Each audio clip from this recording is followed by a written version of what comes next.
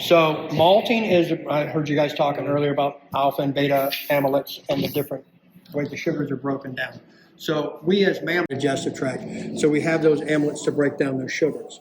Beta amylates we don't make, which is why we have to depend on the grain to do it. So you've heard the term malting. Mm-hmm. You don't understand what that is? Explain it. So malting is, so a grain is really just a life support system for a baby plant.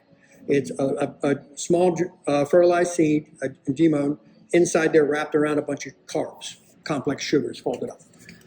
And what happens when it's told to live is it starts releasing enzymes to break those complex sugars, carbohydrates, and starches into simpler sugars that the baby plant can use.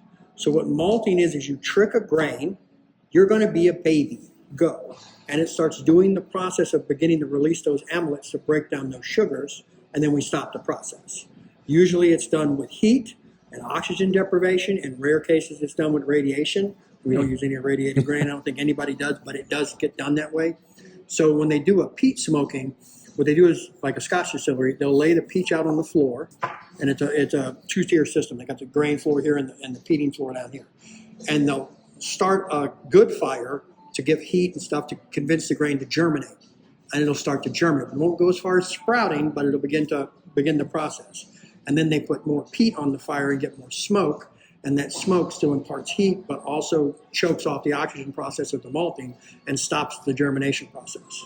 Wow. So that's what malting a grain is. Malting a grain is just basically using the internal mechanisms of the grain to begin breaking down the carbohydrates with beta amylates, because we don't make those. So when I see malted scotch, that's everything we just talked about. Yeah. So I honestly had no clue about that. That's fantastic. So all of the barley and wheat we use here is a malted grain. We don't use a malted corn because there's really no purpose to malted corn. It's so high in other simpler sugars and carbs that we don't need to. We can break that out with alpha amylates, and we already get that ground. But the wheat, the barley that we get here are whole germ on grains, so we have to do all the grind and everything in-house.